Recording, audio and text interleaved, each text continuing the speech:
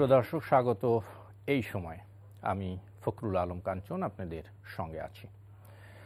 আমরা এই অনুষ্ঠানে সমসাময়িক বিভিন্ন গুরুত্বপূর্ণ বিষয় নিয়ে আলোচনা করি। আজ আলোচনা করব বিদ্যুৎ পরিস্থিতি, লোডশেডিং নিয়ে। এর সাথে আলোচনার জন্য আমাদের স্টুডিওতে আমরা তিনজন অতিথিকে আমন্ত্রণ জানিয়েছি। আমাদের সঙ্গে আলোচনা করতে স্টুডিওতে উপস্থিত আছেন বিএনপির প্রশিক্ষণ বিষয়ক সম্পাদক জনাব ABM মোশাররফ হোসেন, আছেন আওয়ামী লীগের মুক্তিযুদ্ধ বিষয়ক উপকমিটির সদস্য জনাব মোহাম্মদ মনিরুজ্জামান। এছাড়াও আরও উপস্থিত আছেন বাংলা ট্রিবিউনের হেড অব নিউজ জনাব মাসুদ কামাল। স্বাগত জানাচ্ছি আপনাদের তিনজনকেই। আমি জনাব ABM মোশাররফ হোসেন আপনার কাছে যাই, এবং আপনি জানেন যে আজকে বিদ্যুৎ সাশ্রয়ের লক্ষ্যে প্রধানমন্ত্রীর দপ্তর থেকে জ্বালানি উপদেষ্টা এবং পরবর্তীতে বিদ্যুৎ প্রতিমন্ত্রী সহ বিভিন্ন একাধিক মন্ত্রীরা এ বিষয়ে সংবাদ সম্মেলন করে কিছু জরুরি সিদ্ধান্তের কথা জানিয়েছেন। সেই সিদ্ধান্তের মধ্যে রয়েছে অন্যতম যে 10টি সিদ্ধান্তের মধ্যে রয়েছে, তার মধ্যে একটি হচ্ছে যে আগামীকালকের থেকে সারা দেশে 1 থেকে 2 ঘন্টা লোডশেডিং, সরকারি অফিস, বেসরকারি, সরকারি স্বায়ত্তশাসিত অফিসগুলোর সময় কমিয়ে আনা, সপ্তাহে 1 দিন পেট্রোল পাম্প বন্ধ সহ বেশ কিছু গুরুত্বপূর্ণ সিদ্ধান্ত হয়েছে। এই সিদ্ধান্ত মূলত জ্বালানি সাশ্রয়ের জন্য। বলা হচ্ছে যে ইউক্রেন যুদ্ধ পরিস্থিতির কারণে এরকম একটি সিদ্ধান্ত নিতে হয়েছে। আপনি কি মনে করেন আসলে যুদ্ধ পরিস্থিতি, এবং যদিও বলা হয়েছে যে স্বল্প মেয়াদী এই সিদ্ধান্ত হবে, নাকি এটা দীর্ঘ একটু লম্বা সময়ের দিকে যাবে? ধন্যবাদ আপনাকে জনাব কাঞ্চন ভাই, ধন্যবাদ আমার 2 সহ আলোচক এবং এনটিভির দর্শক শ্রোতা। হ্যাঁ, আজকে বাংলাদেশে একটি চরম সংকটের মধ্যে কিন্তু আমরা পড়েছি। এখন আমরা যদি একটু অতীতের দিকে একটু তাকাই, কারণ যে কোনো ঘটনা বিশ্লেষণ করতে হলে আপনার পূর্বাপর একটু আলোচনা করা দরকার। আপনি দেখবেন, আমরা দেখেছিলাম এই সরকার ক্ষমতায় আসার পর বিদ্যুৎ উৎপাদন করার জন্য আমাদের সরকারের যেই রাষ্ট্রীয় পলিসি, সেই পলিসিতে আছে যে সরকার 64% বিদ্যুৎ নিজেই উৎপাদন করবে এবং বাকি 36% তারা প্রাইভেট কোম্পানিকে দেবে। এটা হলো কিন্তু আমাদের রাষ্ট্রীয় পলিসি। কিন্তু আমরা দেখেছি এই সরকার সেই পলিসিকে তোয়াক্কা না করে রেন্টাল, কুইক রেন্টাল নামে তারা সংসদে আইন পাশ করেও, যে এমার্জেন্সি ইলেকট্রিক সাপ্লাই অ্যাক্ট 2010, যেটাকে ইনডিফিনিট অধ্যাদেশ বলা হয় বিদ্যুতের ক্ষেত্রে, সেটা তো হয়েছিল যখন একটা বিদ্যুৎ ক্রাইসিস। না, আমি বলছি সেই ক্রাইসিসটা উত্তরণের জন্য তড়িৎ যে সিদ্ধান্ত নেওয়া, ঠিক আছে আপনাকে আমি তড়িৎ ঠিক আছে, কিন্তু সেটা করেও তারা বিদ্যুৎ উৎপাদনের জন্য ব্যবস্থা গ্রহণ করেছিল। এখন সরকার আমাদের যে নিজস্ব বাংলাদেশের রাষ্ট্রীয় যে প্রতিষ্ঠান, যেমন আমাদের গ্যাস ফিল্ডগুলি, আমাদের গ্যাস অনুসন্ধান, আমাদের কিভাবে বিদ্যুৎ কেন্দ্র যেগুলি আছে সেগুলোকে রিনোভেশন করে কিভাবে আর উৎপাদন বাড়ানো যায়, অথবা দীর্ঘমেয়াদী, কারণ এই সরকার আপনি জানেন যে প্রায় 14 বছর ক্ষমতায় আছে, দীর্ঘমেয়াদী বিদ্যুৎ উৎপাদনের যে পরিকল্পনাগুলি সেই দিকে না গিয়ে সরকার করলোকে রেন্টাল, কুইক রেন্টালের উপর নির্ভরশীল হয়ে গেল। এবং আরেকটি যে কাজটি করলো সরকার, সেটা হলো সরকার এই যে গ্যাস অথবা কয়লা ভিত্তিক বিদ্যুৎ কেন্দ্রে না গিয়ে তারা তৈলের দিকে তারা বেশি অগ্রসর হলো। এইটা এই সরকারের এই ভুল পলিসির কারণে আজকে বাংলাদেশে এই একটি অবস্থা তৈরি হয়েছে। কারণ আজকে আসবো আমি আপনার কাছে, আসি এখানে, ছোট্ট আমি তো পরিষ্কার করতে পারলাম না, আপনি যে আলোচনা করতে না, এই অবস্থা আজকে তৈরি হলো। এর কারণে এখন হলো কি, যে প্রাইভেট কোম্পানিগুলি যারা এতদিন আপনার কাছে ক্যাপাসিটি ট্যাক্স নামে অর্থাৎ ভাড়া নামে আপনার কাছে প্রায় 80,000 কোটি টাকা নিয়েছে আপনার 14 বছরে, তারা কিন্তু এখন আপনাকে বিদ্যুৎ দিতে পারছে না। এতদিন কিন্তু আপনি তাদেরকে বর্ধিত হারে বিদ্যুৎ না নিয়েও যে চুক্তি, সেই চুক্তির অনুসারে টাকা পেমেন্ট করে গেছেন, এখন তারা তৈলের দাম বৃদ্ধি পেয়েছে এই অজুহাতে আপনাকে কিন্তু বিদ্যুৎ সরবরাহ দিতে তারা ব্যর্থ হচ্ছে। অর্থাৎ সরকার তার ব্যবসায়ীদেরকে এইটাই ব্যর্থ হচ্ছে, তারা কিন্তু এগুলি বন্ধ রাখছে, এক। আর দ্বিতীয়ত সরকার, আপনি দেখবেন যে সরকার এখন দাম, এই যে আন্তর্জাতিক বাজারে তো এই উঠানামা করে এটা সবসময়। আজকে আমাদের সরকার কিন্তু এই যে তৈল ক্রয়ের ক্ষেত্রে কোন দেশের সাথে কিন্তু দীর্ঘমেয়াদী তারা পরিকল্পনা করে নাই। যদি এই পরিকল্পনা তারা করতেন, না করেছে, তারা টেম্পোরারি, তারা স্টক মার্কেট থেকে কিনেছে। ওমান এবং কাতারের সাথে আপনি এটা ভালো করে জানেন, তারা স্টক মার্কেট থেকে এলপিজি গ্যাস কিনে এই সংকট সমাধানের চেষ্টা করেছে। তারা যদি এটা দীর্ঘমেয়াদী কারোর সাথে করতো তাহলে আজকে দাম বাড়লো, তারা কিন্তু ওই রেটে আপনাকে দিতে বাধ্য থাকবে না। সেটি এরকম একটি যুদ্ধ পরিস্থিতি তৈরি হবে, সেটা আলাদা জিনিস, যুদ্ধ না, অন্য চিন্তা ছিল না। আসবো আপনার কাছে, আবার আসবো জনাব মনির, আপনার কাছ থেকে শুনতে চাই যে এই যে একটা পরিস্থিতি তৈরি হয়েছে, যেটা সাশ্রয়ী আমরা বলবো, ঠিক আছে, এটা সাশ্রয়ী পদক্ষেপ হিসেবে সরকার এই পদক্ষেপগুলো নিয়েছে, কিন্তু অনেক আগের থেকে কিন্তু মানে জ্বালানি বিশেষজ্ঞরা, রাজনৈতিকভাবে অন্যান্য বিরোধী দলও এই আশঙ্কার কথা বলে আসছিল। আপনি কি মনে করছেন সেই আশঙ্কার দিকে কি আমরা যাচ্ছি? জি, ধন্যবাদ আপনাকে এবং আমার দুজন বিজ্ঞ সহ আলোচক, তাদেরকে শুভেচ্ছা জানাচ্ছি। প্রথমত আপনি যেটা বলেছেন শুরুতে যথার্থই বলেছেন, এটা রাশিয়া এবং ইউক্রেনের যুদ্ধের কারণে সৃষ্ট জ্বালানি সংকট সরকার কিভাবে মোকাবেলা করতে পারে। আমি মনে করি একটি গণতান্ত্রিক এবং জনবান্ধব সরকার হিসেবে সরকারের ব্যবস্থাপনার মধ্য থেকে আগামী দিনে কী কী চ্যালেঞ্জ মোকাবেলা করা দরকার হতে পারে, তার জন্য আশু পদক্ষেপ অনুযায়ী সরকার আজকের এই সিদ্ধান্তগুলো নিয়েছে। সেটা অফিস সময়সূচির ক্ষেত্রে একটা পরিবর্তন, তারপর আপনার লোডশেডিং 2-1 ঘন্টা বিভিন্ন এলাকাভিত্তিক লোডশেডিং যখন থাকবে সরকারি ব্যবস্থাপনায় সেটা জানিয়ে দেওয়া হবে, অর্থাৎ জনগণকে অ্যাওয়ারনেস বিল্ডিং করা, যার মধ্য থেকে আপনার যখন বিদ্যুৎটা আপনার বাসায় থাকবে না, সেটাকে মোকাবেলা করার জন্য আপনার কি পদ্ধতি থাকতে হবে, আপনি কোনো পদ্ধতি অবলম্বন করে আপনার সেটাকে আপনি ওভারকাম করবেন। সরকার আমি মনে করি একটি জনবান্ধব সরকার হিসেবে যথার্থ সিদ্ধান্ত নিয়েছে। এবং এখন আসেন, আমরা যখন এই বিদ্যুৎ উৎপাদনের এই বাস্তবতার কথা বলি, রেন্টাল এবং কুইক রেন্টাল, যেটা আপনিও যথার্থ বলেছেন, সেটা হলো তৎকালীন সময়ে এই সিদ্ধান্ত ছাড়া অন্য কোনো বিকল্প সিদ্ধান্ত ছিল বলে আমরা মনে করি না। এখন প্রশ্নটা হলো সরকারের লক্ষ্যমাত্রা কি? সরকারের লক্ষ্যমাত্রা ছিল যে আমাদের বিদ্যুৎ উৎপাদন আমরা 20,000 থেকে 22,000 মেগাওয়াট উৎপাদন করতে হবে, এইরকম আমাদের স্ট্রাকচারটা গড়ে উঠছে। এখন যে সংকটটা তো রাশিয়া এবং ইউক্রেনের কারণে, এবং এই সংকটকে সামনের দিকে আরও যদি দীর্ঘায়িত হয়, এই যদি যুদ্ধভাব চলতে থাকে, তাহলে কোন জায়গায় যেয়ে ঠেকতে পারে, সেটা আমাকে বুঝেই এই কাজটা করতে হবে। এই কাজটা যথার্থই সরকার করছে। এখন প্রশ্নটা হলো, আমার এই যে জ্বালানির সংকট, এই বিদ্যুৎ উৎপাদনের জন্য যে জ্বালানি যে উপাদানগুলো লাগবে, এটা আন্তর্জাতিক বাজারে অনেক রেট বেড়ে গেছে, এই বাস্তবতা আমাদের অস্বীকার করার কোনো সুযোগ নেই। সে কারণে নাই, কিন্তু এই পরিস্থিতিটা মোকাবেলার জন্য পূর্বেই একটা প্রস্তুতি নেওয়া দরকার ছিল কিনা? না, আমার পূর্বে আমি তো বললাম যে আমি কিন্তু শতভাগ বিদ্যুতায়ন করেছি। আমার গোটা বাংলাদেশের শতভাগ বিদ্যুৎ আজকে চলে এসেছে। আমার রিমোট এরিয়ায়, আমার কাঠালিয়ার আমুয়াতেও আজকে প্রতিটা মানুষ বিদ্যুৎ পাচ্ছে। আমাদেরকে বুঝতে হবে, আমি বিদ্যুতের ইয়াটা হয়েছে, কি বলে, বিদ্যুৎ উৎপাদন হয়েছে, কিন্তু সাপ্লাইয়ের এখনো সমস্যা আছে। সেই আমি যে ওটাই বললাম আপনার, এটা এখন আপনার এই যে বিদ্যুৎ কেন্দ্রগুলো, আপনি যদি এটাকে মেনটেন করেন, বিদ্যুৎ উৎপাদন করতে চান, সেখানে যে জ্বালানি বিষয়গুলো লাগবে, সেটা যদি আন্তর্জাতিক বাজার থেকে কিনতে হয়, আপনাকে অনেক পরিমাণ টাকা দিতে হবে। কিন্তু এটা আন্তর্জাতিক পরিমণ্ডলেই একটি যুদ্ধ ব্যবস্থা বিরাজ করছে বিদায়, যুদ্ধ ভাবটা আসে বিদায়, রাশিয়া ইউক্রেনের কারণে এই সংকটটা তৈরি হয়েছে। এটা শুধুমাত্র বাংলাদেশ না, অনেক দেশেই এটার পরিলক্ষিত হচ্ছে। এখন আমি প্রশ্নটা করতে চাই, আমার কথাটা হলো, আমার ব্যবস্থাপনায় এই যে সংকট উত্তরণ এবং মাননীয় প্রধানমন্ত্রী বঙ্গবন্ধু কন্যা শেখ হাসিনার যে দূরদর্শী এবং সাহসী, এটাকে প্রশংসা করতে হবে। কি কারণে প্রশংসা করতে হবে?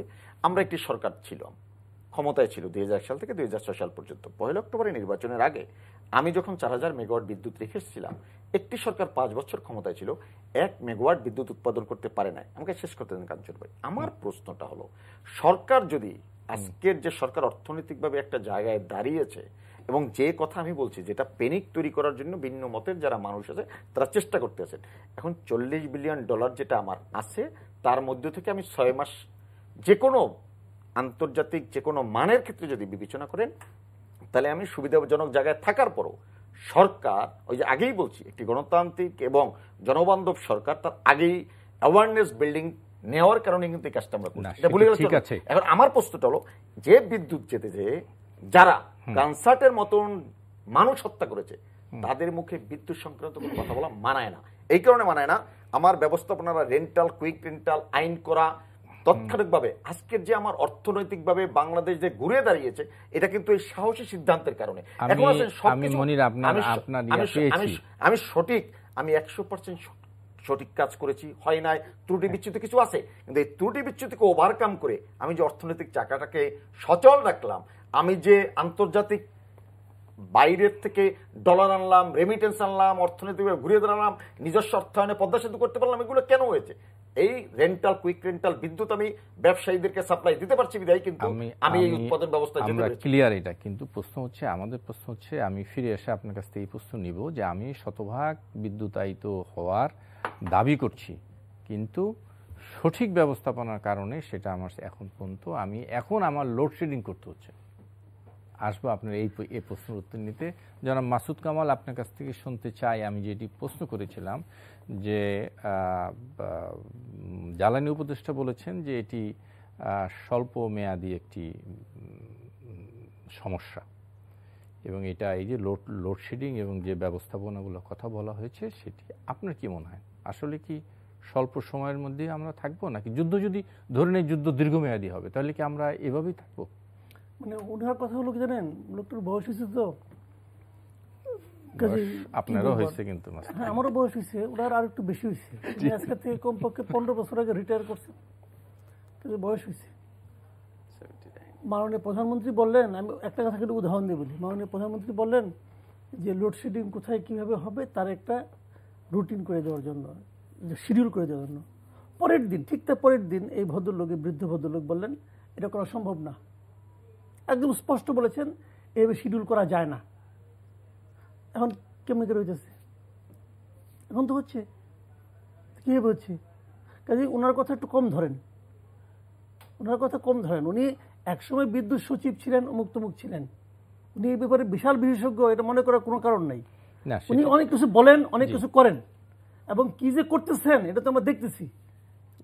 এই ভদ্রলোক এই ইন্ডিমিটি করে কি যে করতেছেন বিদ্যুৎ খাত নিয়ে, এটা তো আমরা দেখতেছি, দেখবেন, আরও দেখবেন পরবর্তীতে। এখন উনি যে কথাটা বলেছেন স্বল্প মেয়াদী, মানলাম স্বল্প মেয়াদী, উনি তো ঈশ্বর না পয়গম্বর না, তো স্বল্প মেয়াদী কেমন ব্যাখ্যা করেন না ভাই? ব্যাখ্যা করেন না, উনি কোনো ব্যাখ্যা দিয়েছেন না, সেটি বলেছে যুদ্ধ পরিস্থিতির কারণে ভার্ডিক্ট দিয়েছেন। ভার্ডিক্টের ভিত্তি কি? ওনার ভিত্তিটা কি? ভিত্তি বলছেন উনি, তখন কি এলএনজির দাম কমবে? শুনেন, আমি একটা কথা বলি আপনাকে, বৃষ্টি যখন হবে আপনি বৃষ্টি থামাইতে পারবেন না। আপনার পৃথিবীর কোনো মানুষকে ক্ষমতা দেওয়া হয় নাই তুমি বৃষ্টি থামাই দাও, কি করতে পারবে? বৃষ্টির সঙ্গে আপনি কিভাবে আপনার জীবনযাপনকে ম্যানেজ করবেন সেই বুদ্ধি হয়তো আল্লাহ আপনাকে দিচ্ছে, ওইটা আপনাকে কাজ লাগাবেন। আপনি সেইটা পারবেন কিনা সেটা বলেন। বিশ্ববাজারে তেলের দাম বেড়েছে, জ্বালানির দাম বেড়েছে, এটা আমি বাংলাদেশ থামাইতে পারব না, আমার সেই ক্ষমতা নাই, কেউ থামাইতে পারবে না। তেলের দাম বিভিন্ন কারণে, আমি ওই সিস্টেমের পার্ট, আমাকে ওটা গ্রহণ করতে হবে। প্রশ্ন হলো সেটা গ্রহণ করতে যে আমি কতটা নাজেহাল হব অথবা নাজেহাল হব না, এই ক্যারিশমাটা আমার আছে কিনা সেটা এখন দেখার বিষয়। সেটা দেখতে যে আমরা যেটা দেখতেছি সেটা খুব ভালো কিছু দেখতে পাচ্ছি না। যুদ্ধ কি আজকে শুরু হয়েছে? এমন কি হয়েছে যে গত বৃহস্পতিবারে যুদ্ধ শুরু হয়েছে, শুক্রবার থেকে হয়নি, কিন্তু যুদ্ধ শুরু হয়েছে ফেব্রুয়ারির শেষ সপ্তাহে। কিন্তু যুদ্ধটাও যে এতদিন, এই যে এই কয়েক মাস চলবে, এটারও কিন্তু এক ধরনের ধারণা ছিল না। আমার ধারণা ছিল 1 সপ্তাহ চলবে। 1 সপ্তাহ না, সবাই এক ধরনের সবাই বলেছিল। আপনি আমাকে একজন লোক দেখান সারা দুনিয়াতে যে যুদ্ধ বিশেষজ্ঞ, কেউ কি বলেছিল 15 দিন চলবে, 10 দিন চলবে? কেউ বলেছিল? পারসেপশন যে রাশিয়া, পারসেপশন যেটা ছিল সে সবগুলো 1 বছরের উপরে। না, রাশিয়ার আমি ওই সময় যতগুলি লেখা পড়েছি বিভিন্ন আন্তর্জাতিক মাধ্যমে, সবাই বলেছে এই যুদ্ধ দীর্ঘস্থায়ী হবে। তো উনি কেন মনে করলেন যে 7 দিন চলবে? কি করে মনে করলেন? যুদ্ধের সংজ্ঞা এখন আগের মতো আছে? ওই যে সম্রাট আকবর গুলো যুদ্ধ করতে যখন এত যুদ্ধ যখন আসলে দ্বন্দ্ব যুদ্ধ করি, তলোয়ারে ফাইট করি, ওই যুদ্ধ আছে এখন? এখন যখন যুদ্ধ হয় সারা দুনিয়া তাতে জড়ায় যায়, এবং সারা দুনিয়া জড়ায় গেলে, আপনি তো দুনিয়ার বাইরে না, আপনি চান বা না চান আপনিও জড়ায় যান, তার নেতিবাচক প্রভাব আপনার উপর পড়বে। আপনি প্ল্যানটা করেন নাই কেন? আপনি কি প্ল্যান? এখন যেটা হচ্ছে আমি বলি আপনাকে, ওইগুলো আলাপ করলে আপনার অতীত আলোচনা করে কোনো লাভ তো, ফল তো আসবে না ভাই। আমি একজনকে বাই করলাম ও দোষী, তাতে কি লাভ হলো? আমাদের সংকট মিটবে না। আমার কথা হলো কিন্তু বর্তমানে আপনি চিন্তা করেন, ভবিষ্যৎ নিয়ে চিন্তা করেন, তারপরে যদি সময় থাকে অতীত নিয়ে মারামারি করেন, সমস্যা নাই। বর্তমান এবং ভবিষ্যৎ হলো কি ভাই, আমাদের কপালে আমাদের নিয়তি যে লোডশেডিং আমাদের হবে, সেইটাকে আপনি কিভাবে ম্যানেজ করবেন, দ্যাট ইজ দ্য পয়েন্ট। জি জনাব ABM মোশাররফ হোসেন, আমরা আলোচনা করছিলাম লোডশেডিং নিয়ে, বিদ্যুৎ পরিস্থিতি নিয়ে। আজকে আপনার দলের সাবেক বিদ্যুৎ প্রতিমন্ত্রী প্রেস ব্রিফিং করে বলেছে যে দুর্নীতি, কূটকৌশল আর লুটপাটের কারণে দেশে বিদ্যুৎ সংকটে পড়েছে বলে অভিযোগ করছেন তিনি। এবং বিএনপি নেতারা বলছেন এই লোডশেডিং হতে পারে সরকারের পতনের কারণ। কেন এমনটি মনে করছে আপনার? না, এখন বাংলাদেশের আপনার যে বিদ্যুৎ হলো বাংলাদেশের সামগ্রিক যে কোনো কাজই একটি প্রয়োজনীয় জিনিস, এটাকে অস্বীকার আপনার কোনো সুযোগ নেই। আজকে আমার যদি প্রোডাকশন করতে হয়, আপনাকে বিদ্যুৎ দরকার, গ্যাস দরকার। আজকে আমার গার্মেন্টস ফ্যাক্টরি, আপনার বিদেশি অর্ডার চালু রাখতে হলে আপনার দরকার। আমাদের ইন্টারনাল যে রাষ্ট্র পরিচালনার ক্ষেত্রে অফিসার, সব ক্ষেত্রে বিদ্যুতের একটি প্রয়োজন আছে, এটা অস্বীকার করার কোনো সুযোগ নেই। তো সুতরাং আপনার তো একটা সংকটে তো আমরা পড়ছি অলরেডি। আমাদের যে তৈরি পোশাক খাত, যেটা আমাদের বৈদেশিক মুদ্রা অর্জনের সবচেয়ে বড় এবং সফল খাত, তারা কিন্তু অলরেডি বলছে যদি আমাদের ঠিকভাবে ফ্যাক্টরি আমরা এখন চালাতে পারছি না, কারণ গ্যাস সাপ্লাই কম। না, এটি তো করা হচ্ছে বিদ্যুৎ উৎপাদনের জন্য। তারপরও তারা বলছে আমাদের যদি কোনো অর্ডার ক্যান্সেল হয়ে যায় তাহলে দেখা যাচ্ছে এই বায়ারদেরকে আমরা আর পাবো না, এবং সেটা অন্য দেশে শিফট হবে। এখন অনেক দেশ আছে যে অনেক সুবিধা দিচ্ছে, যেমন ভিয়েতনাম, আপনার বিদ্যুৎ যাচ্ছে না, তাদের নিজস্ব ব্যবস্থাপনা আছে। এবং ভিয়েতনামও কিন্তু এখন তৈরি পোশাক ক্ষেত্রে একটি ব্যাপক অগ্রসর হচ্ছে তারা।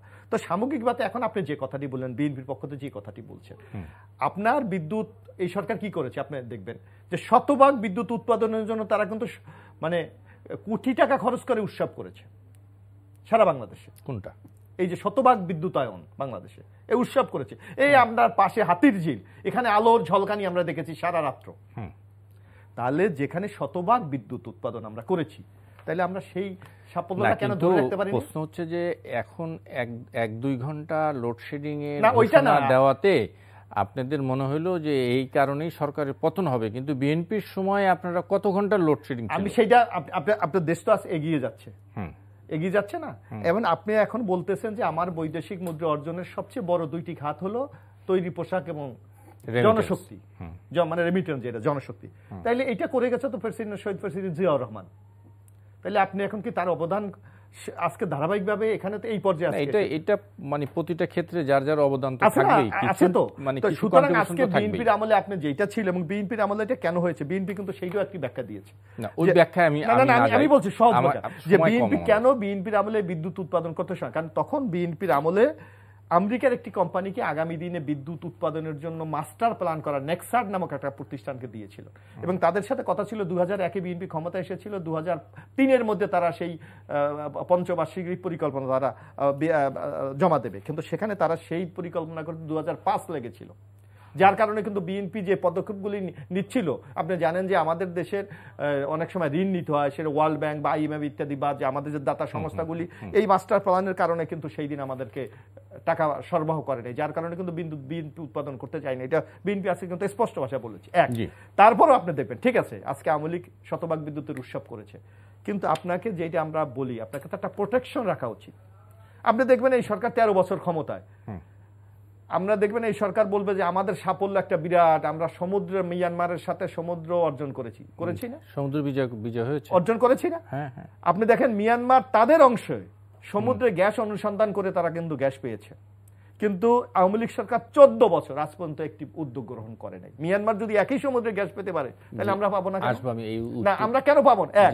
নাম্বার 2, আমাদের দেশে যে গ্যাস প্রজেক্ট আপনি দেখেন, আমি গত 3-4 দিন আগে শুনেছি এখানে আপনি টেন্ডার করেছেন বারবার, কিন্তু আপনি যে কোম্পানিগুলিকে আপনি গ্যাস অনুসন্ধান করবে, যে কোম্পানি গ্যাস তাদেরকে আপনি ওয়ার্ক অর্ডার দিচ্ছেন না, কারণ যার কারণে আপনি দেখেন আপনি ওই যে মাদারবাড়ি থেকে অলরেডি বিদ্যুৎ আমাদের আরো সংকট হবে। আপনি দেখেন আমরা বলছি যে আমাদের আরো বেশ কিছু প্রজেক্টগুলি আসতেছে, যেমন মাদারবাড়ি থেকে অলরেডি চায়না তার ইনভেস্ট প্রত্যাহার করে নিয়ে গেছে, আপনি রূপপুর থেকে ভারত তার ইনভেস্ট প্রত্যাহার করে নিয়ে গেছে। সুতরাং আগামী দিনে তো আমরা আরো সংকটে পড়তে পারি। জি নিশ্চয়ই আসবো আপনার কাছে।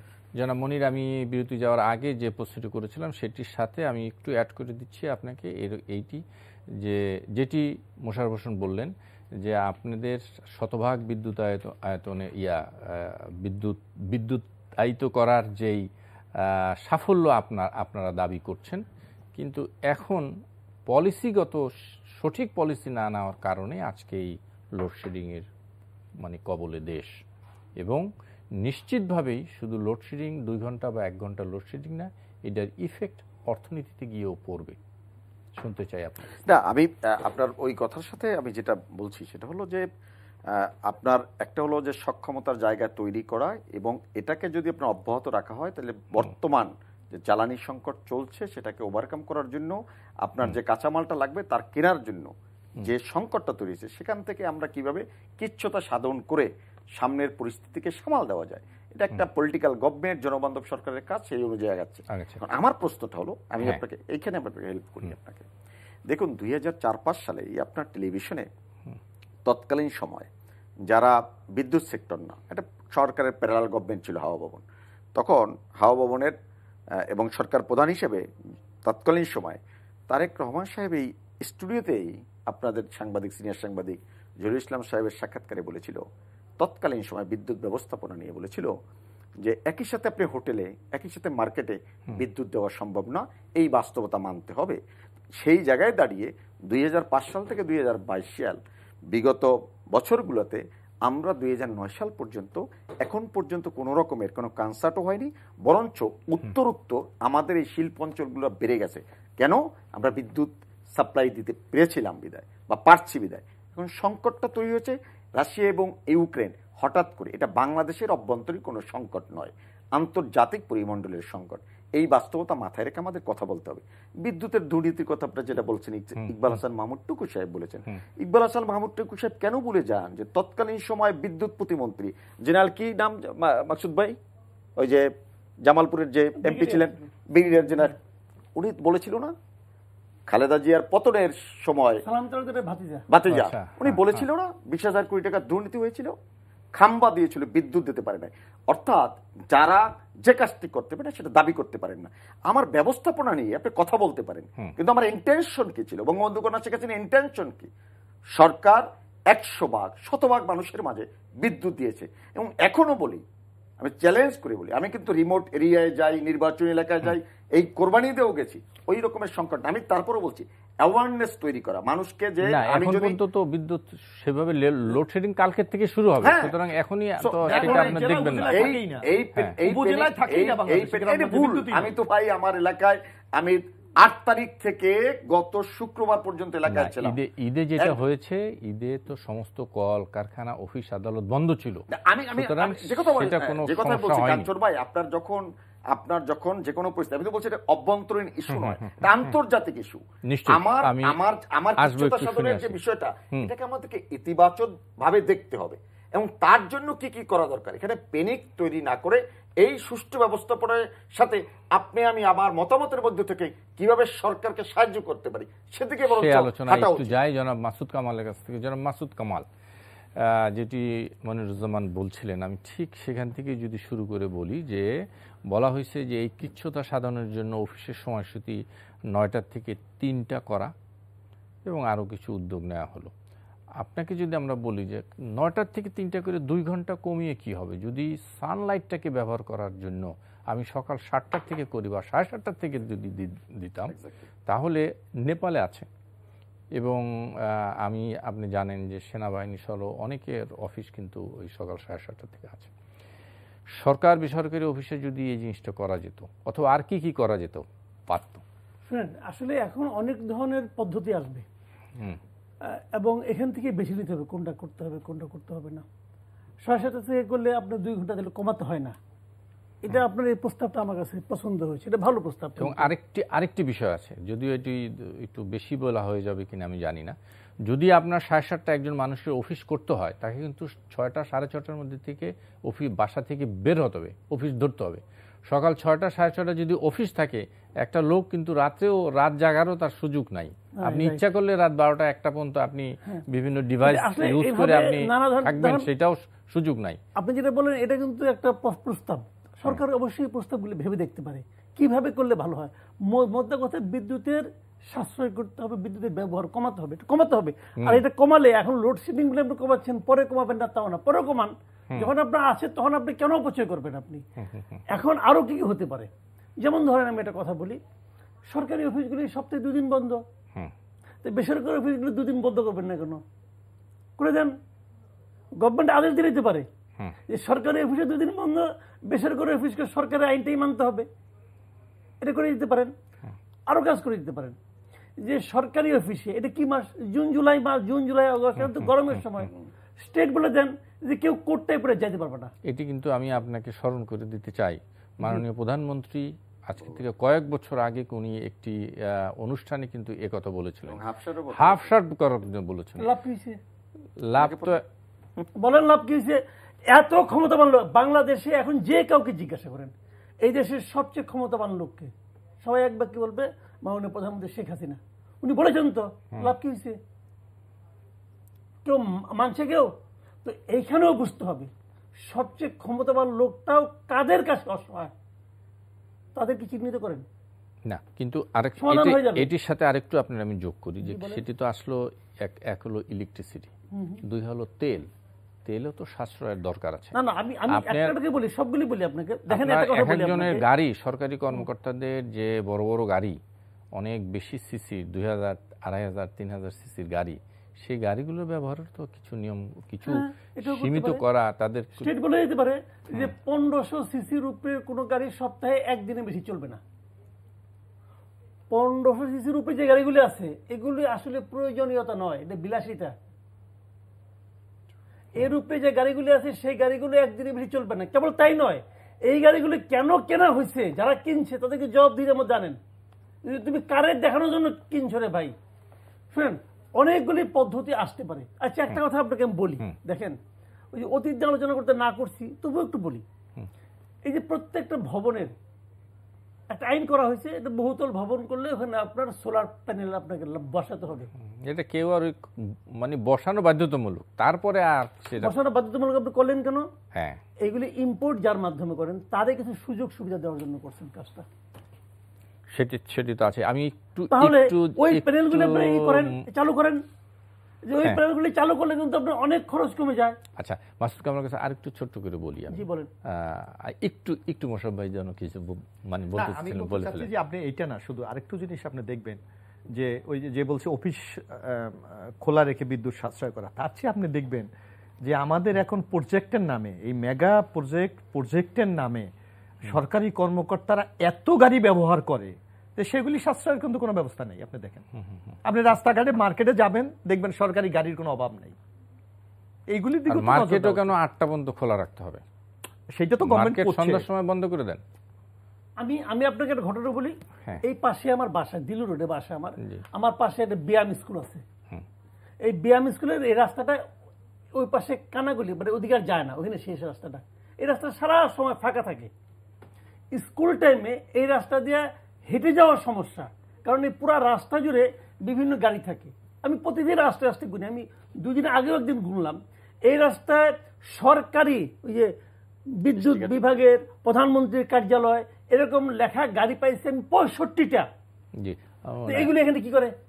তাদের ছাত্রদের আনতে সরকারি গাড়িকে তার বাচ্চা কাচ্চাকে পরিবহন করার জন্য, সরকারি গাড়ি বাচ্চাদের পরিবহন করার জন্য হয়ে থাকে। তাহলে সেখানে জরুরি মাননীয় প্রধানমন্ত্রীর কার্যালয়, জরুরি কাজে ব্যবহৃত এই ধরনের ছোট ছোট কাগজ লাগানো কেন? জনাব মোশাররফ হোসেন, আমি আরেকটু কথা আপনার কাছ থেকে নিয়ে মনিরুজ্জামানের কাছে যাব। এই যে সাশ্রয়ীতে হওয়াটাকে, মানে যদি সত্যি আপনাদের দৃষ্টিতে বা আমরা যদি যেটা বলছি যে সামনে একটা সংকট আমাদের আসছে, সেই সংকটকে সামনে রেখে আমরা কিছু সাশ্রয়ী সিদ্ধান্ত নিলাম, সেটি আপনারা বাঁকা চোখে কেন দেখছেন?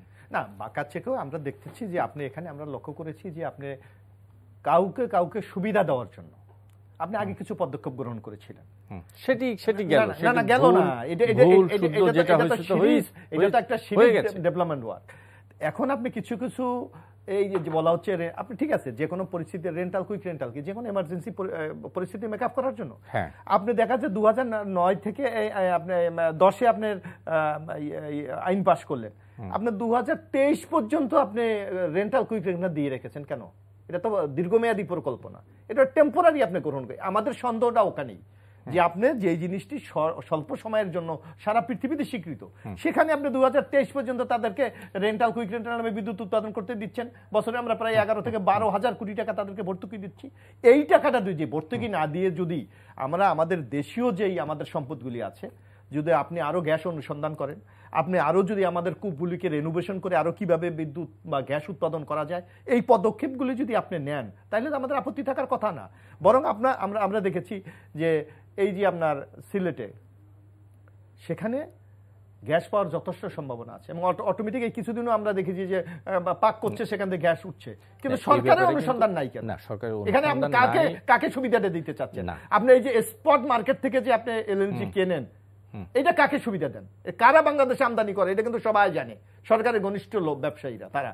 আপনি এটাকে ওপেন করে দেন, অথবা আপনি কোনো রাষ্ট্রের সাথে দীর্ঘমেয়াদী চুক্তি করেন যে আমাকে তুমি প্রতি এই আমার ডিমান্ড এইটা আমাকে দেবা, তাইলে তো আমরা একটা নিশ্চয়তা পেতে পারতাম। এখন আপনার দাম বেড়ে গেছে, স্পট মার্কেট থেকে আপনি কিনতে পাচ্ছেন না, যার মাসুলটা দিচ্ছে জনগণ। সেক্ষেত্রে কিন্তু সরকারের তরফ থেকে এই আপনি যে দিলেন এই অভিযোগের প্রেক্ষিতে সরকারের তরফ থেকে বক্তব্য ছিল যে যখন তারা দীর্ঘমেয়াদী চুক্তিতে, একটি চুক্তি আছে যেটি কাতার এবং ওমানের সাথে, এটা লং টার্ম চুক্তি, কিন্তু দেখা যাচ্ছে ওই চুক্তির মানে থাকাকালীন সময় দেখা যাচ্ছে স্পট মার্কেটেতে ইয়ার দাম মানে অনেক কম।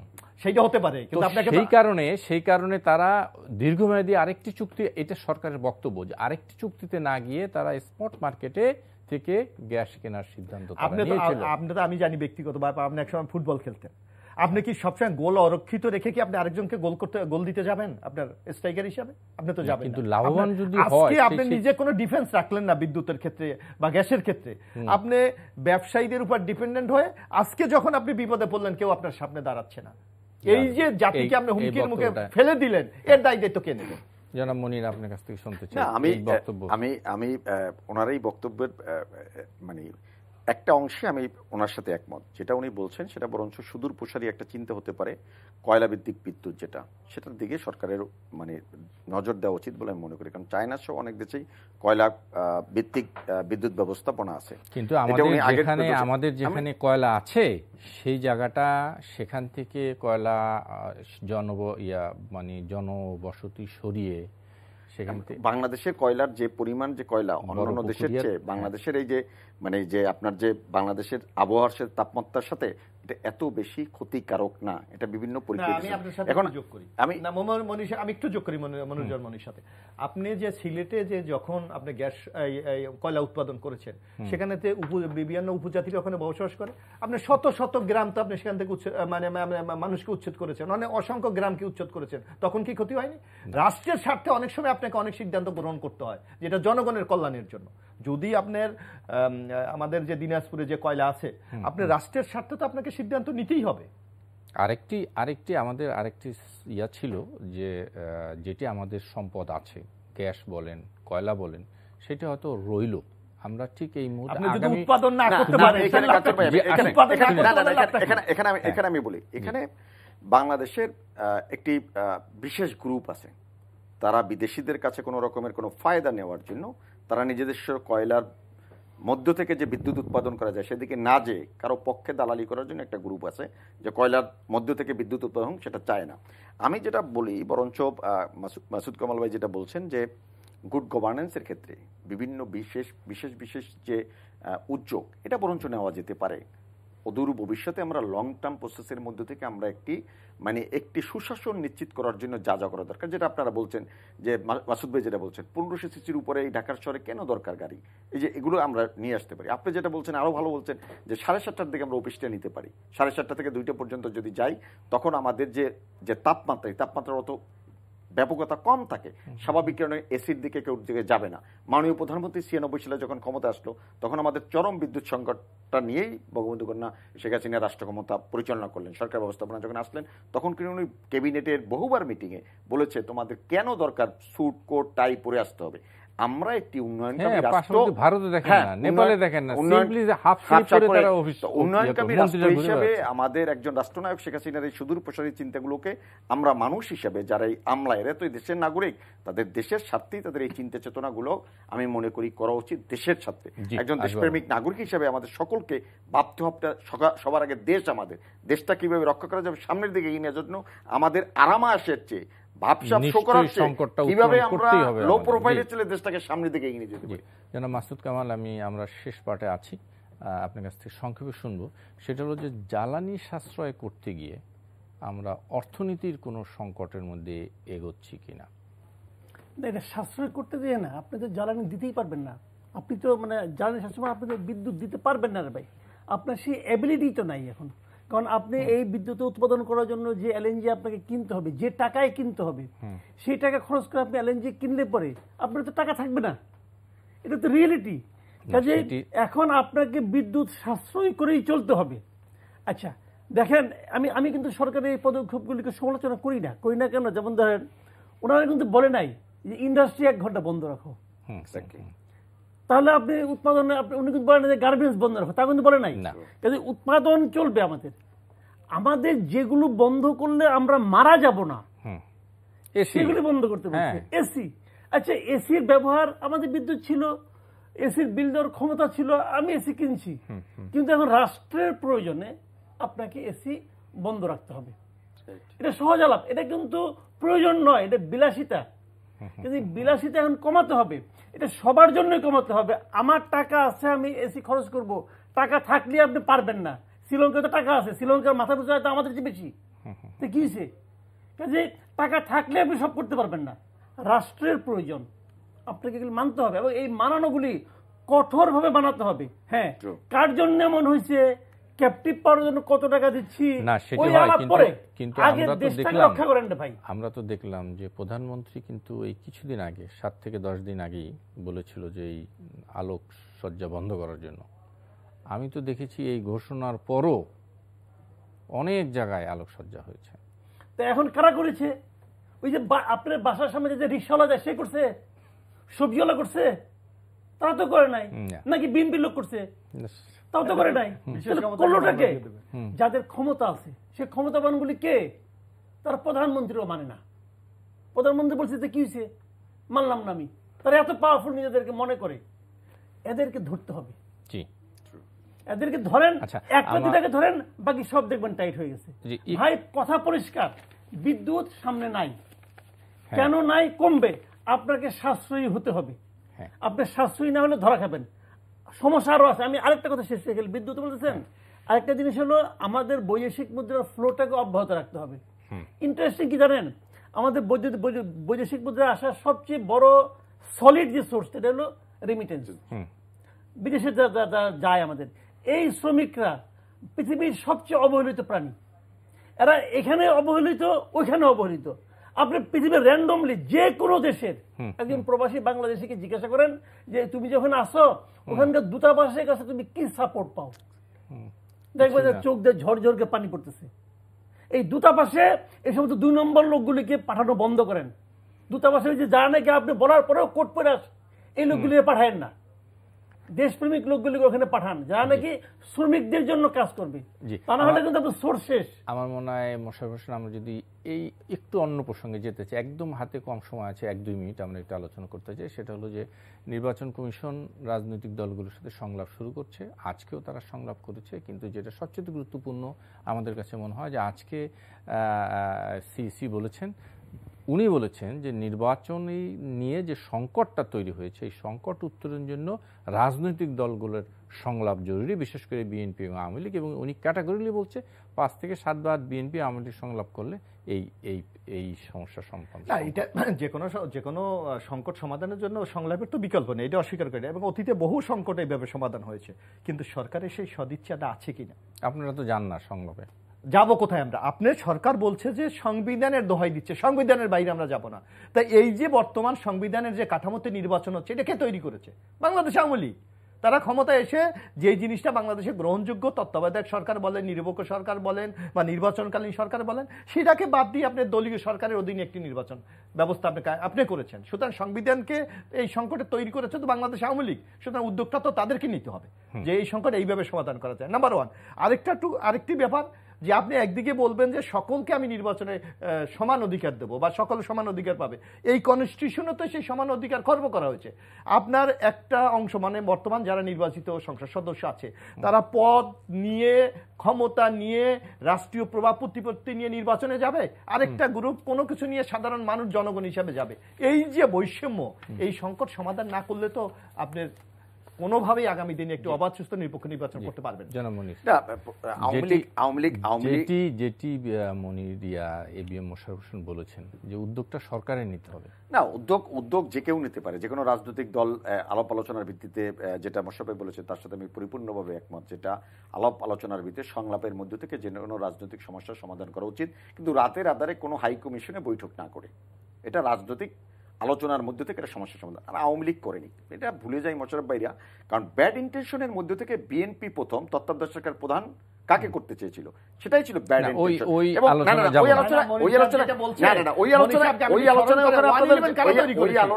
ওই আলোচনায় আমরা যদি ওয়াল লেভেলে তৈরি হয়ে থাকে,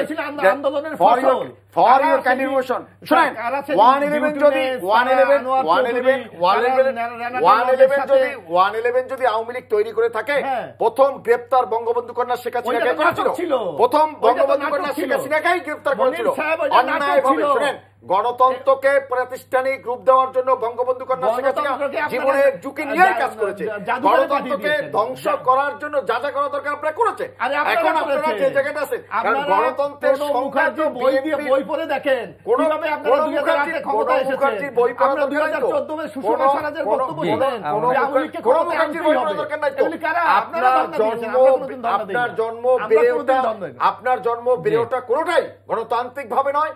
আমরা বাকি মানুষের মধ্য থেকে, গণতান্ত্রিক প্রক্রিয়ার মধ্য থেকে আওয়ামী লীগের জন্ম, গণতন্ত্রের জন্য আওয়ামী লীগের জন্ম, দেশ স্বাধীনের জন্য আওয়ামী লীগের জন্ম, এবং আপনারা খুনের মধ্যে থেকে নিষিদ্ধ করেছে সেই দলের কাছে গণতন্ত্রের সব যদি ওই বাকশালের সদস্য বিএনপি প্রতিষ্ঠাতা জিয়াউর রহমান হয়েছিল। আমি বলতে 104 জনের মধ্যে জিয়াউর রহমান সাহেবের নাম নাই। জি, আমার মনে হয় একেবারে শেষের দিকে আছি, জাস্ট 10 সেকেন্ড একটু জনাব মাসুদ কামাল কাছে সিইসির মন্তব্যর বিষয়ে আপনার মতামতটা শুনতে চাই। ইসি সাহেব এখন অনেক কথাই বলবেন।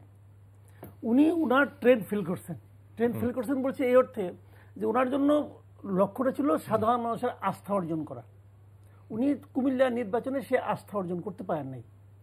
এখন উনি অনেক কিছুই বলবেন, বইলা কিছু বলার চেষ্টা করবেন। একবার সকালে বলবেন ঢালতোল নিয়ে নামো, বিকালে বলবেন যে না আর নামার দরকার নাই। কাজে ওনার কথা আপনি কোনটা বিশেষ করবেন, সকালেরটা বিকালেরটা? জি, ওনার এখন মানে মোটামুটি মানে যে গরু হারাইলে পরে কি হয় না জানো, তথ্যমন্ত্রী একই কথা বলে। আমি এক সেকেন্ডে কথা বলি। আমার কথাটা হলো, কামাল ভাইয়ের সাথে আমি পরিপূর্ণ একমত। একজন সাংবিধানিক প্রতিষ্ঠানে যে থাকে, রাজনৈতিক দলগুলোকে আস্থায় নিয়ে, রাজনৈতিক দলগুলোই তো নির্বাচন করে, তাদের মধ্যে আস্থায় নেওয়ার জন্য উনি প্রতিনিয়ত কথা বলার দরকার নেই। বরঞ্চ রাজনৈতিক দলগুলোরও গণতান্ত্রিককে প্রাতিষ্ঠানিক রূপ দেওয়ার জন্য তার যে দায়িত্ব আছে, সেই দায়িত্বটা বিএনপি পালন করতে হবে। বিএনপিকে মনে করতে হবে আমি নির্বাচনে যাব, যুদ্ধের ময়দান থেকে আমি ক্ষমতা আসতে হবে। মানুষের মন যায় না করে এই নির্বাচন সামনে বা নির্বাচনী এলাকায় বিএনপির কোন নেতা যায় না। বিএনপি নির্ভরশীল হলো ডোনাল্ড ট্রাম্প না হিলারি ক্লিনটন না বিজেপির নরেন্দ্র মোদী, সেখান থেকে বেরিয়ে আসতে হবে। আওয়ামী লীগ জনতার উপরে নির্ভর করে। আওয়ামী লীগ একমাত্র গণতান্ত্রিক প্রক্রিয়ার মধ্যে ক্ষমতা আছে। জনাব এবিএম মোশাররফ হোসেন, মাসুদ কামাল এবং মোহাম্মদ মনিরুজ্জামান, আপনাদের তিনজনকেই অনেক অনেক ধন্যবাদ। দর্শক, আপনাদেরকে ধন্যবাদ যারা এতক্ষণ আমাদের সঙ্গে ছিলেন। আগামী অনুষ্ঠানে আবার দেখা হবে। শুভরাত্রি।